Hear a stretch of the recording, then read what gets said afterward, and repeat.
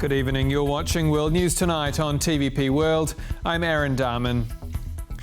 The future of Moldova is at stake. That's the message from the European Union's defence chief, speaking exclusively tonight to TVP World. It comes as Moldovans vote in a high-stakes election, widely regarded as a battle between Russia and the West. More in just a moment. First, tonight's headlines. Moscow bombards Ukraine in a continuous 12-hour attack. Denmark bans all civilian drones before the arrival of EU leaders. And Russia faces fuel shortages after strikes on the country's oil refineries. But we begin tonight in Moldova, where polls have just closed as the EU candidate country faces a stark choice between Brussels and Moscow. Locals have spent the day casting their votes after an election campaign hampered by widespread reports of Russian interference and disinformation. Let's go live to the capital now, Chișinău, where our correspondent Paweł Trzaskowski is standing by. Good evening, Paweł. So do we have any indications of a winner? Well, Aaron, we will have to wait for that, because you are right, the polling stations are closing as we speak, but there are no exit polls in Moldova. The first partial results will be available in an hour, but still these results will probably not give us a clear indication on the outcome of today's vote. And this is because the first votes to be counted come from the smallest polling stations, from the rural areas that typically vote for socialist and communist parties. The votes coming from the bigger cities and from the Moldovan diaspora, both are voting more pro-European, they are counted last, and we will learn the final official results tomorrow morning, the results that will show whether Moldova will continue its pro-European path, or maybe whether it will start slipping back into Moscow's orbit. Two conflicting visions of Moldova's future that were presented to me today when I talked to the people in Chișinău after they cast their votes. Please listen. I would like the situation to be as good as during Soviet Union times. Yeah, of course, we want to change something in Moldova, and we vote. And what do you think is the better future for Moldova? Is it path towards European Union, or maybe something else? I don't know, maybe some other road, but with Europe and other countries, I think. The future of Moldova is in Europe.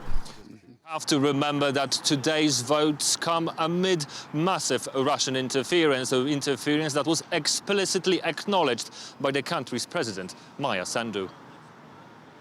We have never seen anything like we see now. Russia has been spending hundreds of millions of euros in these elections, financing political parties in Moldova that it controls, trying to bribe the voters. We have seen lots of cyber attacks. The voters' turnout today exceeded 50% and was similar to the one that was here in the presidential elections held last year. However, many experts believe that it will be the turnout in the 1 million strong Moldovan diaspora that would make a decisive choice in today's election. Aaron. So watch this space. Paweł Trzaskowski in Moldova, thank you. An overnight Russian onslaught on Ukrainian cities has killed 4 people and injured dozens, with Moscow's forces launching almost 500 drones and more than 40 missiles. Our correspondent Alex Kadier was in Kyiv as the attack unfolded and joins me now. Alex, talk me through the damage you've seen and what impact this might have on America's involvement in the war. Yeah, Aaron, well, the damage was absolutely significant. We saw that across the city. The first place we went to very early in the morning, as those drones were still flying over Kyiv, was a location where 2 people were killed, including a 12-year-old girl. Later in the day, her classmates came to lay flowers at the place where she lost her life. We understand from local officials we spoke to on the scene that a neighbor rushed in to try and save that girl's life because her mother was also injured injured in the attack and was hospitalized shortly after. We then moved to another part of the city where multiple houses were effectively flattened, just a pile of rubble. We saw rescue workers clearing that rubble and, of course, trying to account for those who were affected by these strikes. Multiple buildings are also affected in that blast radius. A massive scale attack on Ukrainian cities, on the Ukrainian capital. But clearly those air defenses still going strong in Ukraine, still working to protect Ukrainians. I spoke to the mayor of Kyiv, Vitaly Klitschko, at that location where the 12-year-old girl very sadly was killed. And he said that very clearly Ukrainian air defenses are not just protecting this country, but the rest of Europe as well. Everyone in Europe has to understand we defend not just our hometown, not defend our home country. We're defending every one of you because it's not secret Putin want to occupy not just Ukraine. Putin want to rebuild a Russian empire, and big part of European country, East European country, Poland, Baltic countries. So a warning there from the mayor of Kyiv. This is not just about Ukraine, it's about the rest of Europe as well. And that begs, of course, the question that you mentioned, Aaron. What about US support? Well, we've seen just in the last few hours a shift in the vice president's position. J.D. Vance saying that Russia needs to come to the table, continue negotiating, despite the fact that they have refused a bilateral meeting with President Zelensky, a trilateral meeting with President Trump and President Zelensky as well. The big question here in Ukraine and around the world is whether or not the US will give long-range Tomahawk missiles, something that the vice president did not rule out, because clearly Russia has no desire for peace. Perhaps the US will further support Ukraine. Aaron? Alex Carrier in Kyiv, thank you. Denmark is banning civilian drone flights as Copenhagen prepares to host European leaders over the coming week. The move follows a series of drone incidents across the country, forcing the closures of several Danish airports and triggering alarm due to military base flyovers. So is this Moscow testing the West again? Randy Potts explains. After more unidentified drones were seen in Denmark and Norway on Saturday, Denmark announced the introduction of a nationwide ban on civilian drone flights. We cannot allow foreign drones to cause uncertainty and disruption in society, as we've experienced recently. Denmark will host EU leaders next week. We must therefore focus particularly on safety. The ban will be in effect from Monday to Friday and is meant to ensure the safety of Wednesday's EU summit in Copenhagen. This week, Copenhagen Airport, the Nordic region's busiest, was forced to close several times due to drone sightings. Danish Foreign Minister Lars Løkke Rasmussen said on Friday that his country has no plans to invoke NATO's Article 4 clause, but is taking the matter seriously. What we're experiencing in Denmark and in other European countries is a wake-up call, just like the Ukraine war was in terms of Europe taking care of its defense. Drones were also spotted in Trondheim in central Norway, hovering over Orland Military Airport, where Norwegian F-35s are stationed. Police continue to investigate. Over the weekend, Andrius Kubilius, European Commissioner for Defense and Space, met with other defense leaders in Helsinki, Finland. He says that EU states see an anti-drone wall as an immediate priority. Russia is testing the EU and NATO, and our response must be firm, united and immediate. And at today's meeting we agreed to move from, let's say, discussions to concrete actions. After the Berlin airport also closed recently due to drones, the German army was put on heightened alert and is now holding drills for drone defense. We have an urban space here, and when it comes to drones, they have to be dealt with differently here than in open spaces and rural areas. The German government, after months of deliberation, is considering allowing the German armed forces to shoot down drones under certain conditions. It involves tracking down drones, intercepting drones, and shooting drones down. These are the basics we're talking about when we reposition ourselves for drone defense. An urgently needed project that is on its way. Following the news of multiple drone incursions across Europe, Ukrainian President Volodymyr Zelensky, who, among all European leaders, has the most experience with drone attacks, was asked if NATO and the EU so far have had a weak reaction. I think yes. Weak reaction. So that's why he continued with other countries. So you agree with President Trump that NATO members should just shoot down the drones, shoot down the Russian jets? They had to shoot down everything. For TVP World, Randy Potts.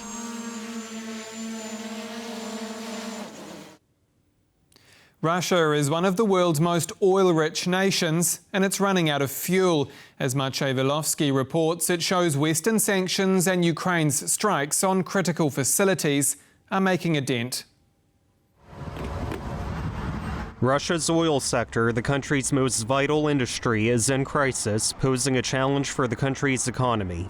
Ukraine has ramped up its attacks on Russian energy infrastructure, creating a logistical nightmare. Because several refineries were having decreased capacity because of those attacks, Russians are not able to produce as much fuels out of oil as they were able in the past. Those disruptions have led to record prices and fuel shortages at the pump, a rare sight for a country flush with oil. Some gas stations in Crimea, which Russia seized from Ukraine back in 2014, have stopped selling gas entirely. Several days ago, we had some difficulties. Yesterday, I queued for about 40 minutes to fill my tank. But I don't see anything critical or serious for me personally. I'm not panicking. I believe everything will stabilize. Everything will be fine. The broader economy has taken a hit, with Russia's gross domestic product expected to grow just 1% this year. Western sanctions are also impacting Russia's oil sector, starving it of critical equipment used in the extraction process. Russia, in present circumstances, because of the Western sanctions, has a limited access to the most sophisticated technologies, most sophisticated equipment. This equipment includes advanced computer software and sensors that transmit information about geological layers and oil quantities. Manpower is also a growing concern. The industry faces labor shortages, with countless men of working age either fighting in Ukraine or having fled the country to avoid conscription. A faltering oil sector does not bode well for Russia's energy-dependent economy. Russian oil sector is one of the fundamental parts of Russian economy because it is bringing petrodollars into Russian economy, and 1/3 of Russian budget is basing on hydrocarbon revenues. And it could get worse in the decades ahead. According to S&P Global, Russian oil production could be facing a long-term decline as some of the country's biggest oil deposits, particularly those in western Siberia, are depleted. Oil production, which totaled 9.8 million barrels per day in May, is down compared to past years. In February last year, the country was producing 10.2 million barrels daily. At its peak in 2016, it was higher still. Dependent as its economy is on oil and gas, these developments do not bode well for Russia's future. Maciej Wilowski for TVP World. And we're joined now in the studio for an exclusive interview with Andrios Kubilius, European Commissioner for Defence and Space. Good evening, sir. Good evening. If I can start with Moldova as the developing story at the moment, we're seeing what is widely regarded as a battle between Brussels and Moscow amid a climate of reported disinformation. What is at stake here? Well, first of all, of course, is the future of Moldova. Moldova, with Maia Sandu and with the government of today, made a huge progress during the last years in their integration towards EU, in creation of all the possibilities which EU can bring to Moldova people. And, well, I hope that Moldova citizens will make a choice to continue. Moscow is really using, all the hybrid warfare methods very openly. At least what we hear, sending millions of euros, to bribe voters or to do some kind of, again, hybrid warfare, and that raises big questions on, how really we can defend the free choice of the people, both in candidate countries like Moldova, but also inside of EU, when Moscow and Russia is using such methods which are totally against any kind of democratic rules and which are using openness and transparency of democracy. Now, speaking of Russia, Ukrainian President Volodymyr Zelensky says Vladimir Putin will attack another European country even before the conflict in Ukraine is finished. Do you agree? Well, what we saw recently, exactly in Poland, with those, almost 20 drones intrusion into Polish territory. I see that as Moscow attempts to provoke or to test. We can guess what was, the real goal. And definitely when we see all the developments recently, with drones appearing near Copenhagen, with drones intrusion earlier in Lithuania, after that into Romania, so we need to be ready. We need to be ready that, the same attempts, even, in some kind of escalatory curve, will be used by Kremlin, and that is why we need to develop our defense capabilities. And that is what we talked on Friday with regional ministers, 10 ministers from our region, from Denmark. We were discussing about how we can speed up the building of what we call drone wall.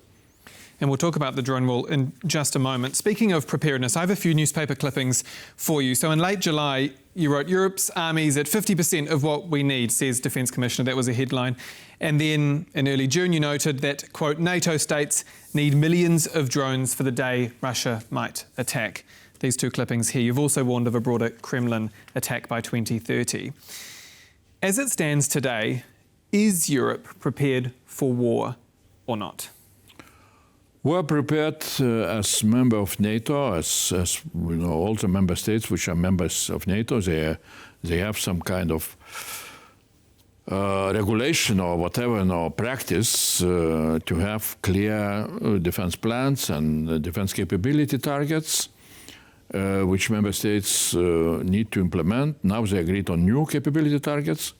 As I understand, the lessons from war in Ukraine were taken. And what NATO commander, transformation commander, Admiral Pierre Vandier, have said that new targets are 30% bigger than the previous ones, but previous ones also are still not fulfilled fully. So we have this gap, which we need to fill up in a very effective way. That is why we're talking about Defense Readiness 2030. In some cases, we see that where are our weaknesses, like, for example, we need really to move ahead and very rapidly during, several months or year, next year, with developing of our defense capabilities against drone intrusions, which demands from us, first of all, to develop our capabilities to detect drones, which demands, again, some specific, instruments, special radars or acoustic sensors. So we are really preparing ourselves to defend in the most effective way. So Europe is preparing, but it needs to do more. Absolutely, that's clear. I would not say that that we have everything. No, we need to develop ourselves more because Russia is developing itself. We need to remember that Russia now has war economy. They are producing a lot of different weapons. They are producing ammunition, like NATO Secretary General Mark Rutte was saying that at the moment, Russia during 3 months is able to produce such a quantities of ammunition, which we are able, all NATO member states, including the United States and us, were able to produce only during 1 year. So definitely we need to develop our production capabilities, and that is why we have very clear plans, very clear new instruments, new financial resources, in order really to be able to defend ourselves and in such a way to deter any possibility of Russian aggression. Let's come to this idea of a drone wall, as well as NATO's Eastern Sentry mission. Does the fact that this is all happening after Russia's incursion tell us that leaders have ignored the signs, that failed to act in advance?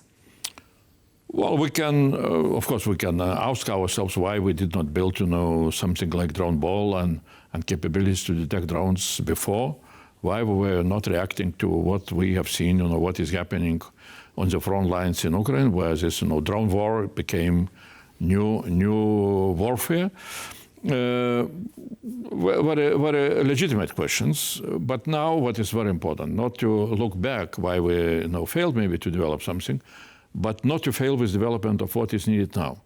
And what is needed now, exactly what we were discussing with the ministers, and I hope that we shall be able really to move ahead exactly with very precise measures, which are quite clear. First of all, we need to really to have instruments to detect drones, either with the radars or with acoustic sensors.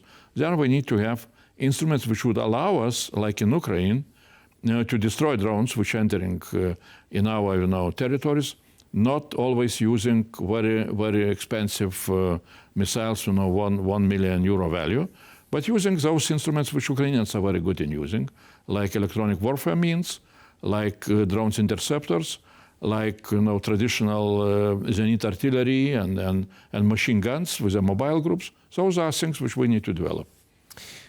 Back to that newspaper clipping, because you noted that NATO states need millions of drones for the day Russians might attack. So a couple of months ago, you were talking about drones. You were talking about being prepared for drones. So you had it right, but did others in leadership roles across Europe not quite take notice?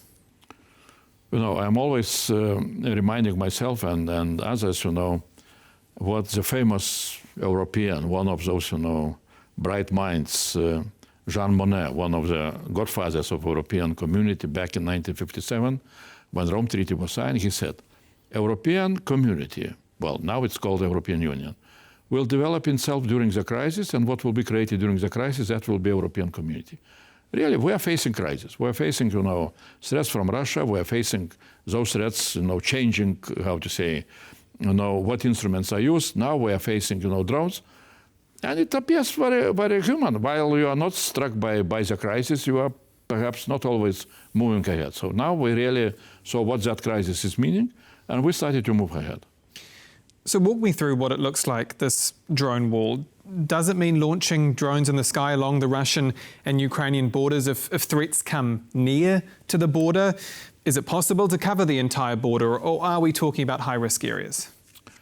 I would say that what is important for us not to try to invent the wheel. It would be very important for us to ask our Ukrainian friends to help us. If till now we were usually coming with our assistance to Ukraine, and we were helping Ukraine to develop their own defense capabilities, now we need to ask Ukrainians to help us really to develop those capabilities which they have. How to organize, how to build, and what is needed to be built. That is what we need to do together with Ukrainians. That is why it was very good that in our conversation with all the regional ministers, we had also participation of Ukrainian Defense Minister Danish, who made very impressive presentation. What Ukrainians are doing and what needs to be developed in our countries, and how important is not just to have whatever, thousands or millions of drones in your stockpiles. That would be a mistake, because drones usually after 2 months they are becoming obsolete. But what is very important is really to learn this ecosystem with very tight interconnection in between of local drone production, operators, innovators, engineers who are able to do industrial production, and the whole front line. And where you need also to have very, very effective, what I would call digital statistics, how your drones are performing. Because if Russians are starting to use some kind of different drones, or they're able to intercept your drones, you need to change very rapidly. And that is why, again, we shall need to learn how to make our procurement system adaptive to such kind of very dynamic changes. So you want to have drones up in the air all the time, or you want to have drones ready to go, ready to deploy along the border and along the whole eastern flank, or is that impossible? Again, that's for our, technical experts working together with Ukrainians to see what is needed to be done. As I understand, what for example, Ukrainians are saying that you need to have some kind of hubs which are ready. It's production, it's operators are working together, and very important is to prepare people, to prepare teams of the people in our countries who should be ready to expand and to expand production and to expand operations if things will come into such a situation which will be needed. Polish Foreign Minister Radosław Trzaskowski says Russia should not, quote, whine if their jets are shot down in NATO airspaces. Do you agree that EU countries should shoot down missiles or aircraft in the event of an illegal incursion? Well, definitely no. I mean, when we are facing drones, incursion into our territory, so we need to be ready to defend ourselves, and to defend ourselves in the most effective way, using both, what is needed, anti-drone measures, detection, and so on, because we need to understand that. If now we see only provocations, we don't know what will be next. So we need to be ready. And the only possibility to defend yourselves against and to defend your infrastructure or strategic objects against possible attack of drones, to hit those drones before they will attack. What is the case then when it comes to jets or missiles? We saw some Russian aircraft intruding in the airspace of Estonia, for example, across the Baltic. Do you agree that those jets or missiles should be shot down? Well, of course, that is for militaries, to have some kind of procedures to discuss them in NATO. But as Commission Presidents have said, so we need to be ready. I guess the question when it comes to preparedness, when it comes to Russia's threats, is about trust. So can European citizens, residents along the eastern flank especially, can they trust leaders, trust the EU, trust NATO to keep them safe? Well, that is what is our responsibility. Really to show clear agenda, clear steps, what we are going to do in order to be ready to defend ourselves. And that demands also from us to be quite open if we see some shortcomings. Like, for example, NATO General Secretary Mark Rutte is repeating that, we are now producing 4 times less of ammunition than Russians are producing. That is an openness which immediately creates very clear, understanding that we need to expand our defense production. It means that we need to invest into that production. It's not enough, to speak that, we are, ready or we shall be ready. There are a need of very concrete plans, very concrete steps, and that is what the Commission is ready, for example, to come to forthcoming Council with so-called roadmap on defense readiness. So it's very practical approach, which is needed in order for our people to trust that we are doing the job in a proper way. And lastly, we see threats here, obviously, on Earth from Russia, also from other actors, also in space from the likes of Russia and China. Are we at peace or are we at war? Again, I can repeat perhaps Mark Rutte, who said, definitely for time being we are not at war, but we are not at peace either. So that is a special period of time, which I call, to my colleagues and publicly, I call it defense readiness time, which demands from us very special activities, very special actions, very special investments for us to be ready to defend ourselves. And always, it's done for one purpose, to keep peace in our countries, in our territories. That's what always, I remind the old Roma saying, from antique times. If you want peace, prepare for the war. So we are preparing ourselves to defend peace. Andrius Kubilius, European Commissioner for Defence and Space, thank you again for your time. Thanks a lot. And that's all for World News tonight. Do stay with us here on TVP World. I'm Aaron Darman. Good night.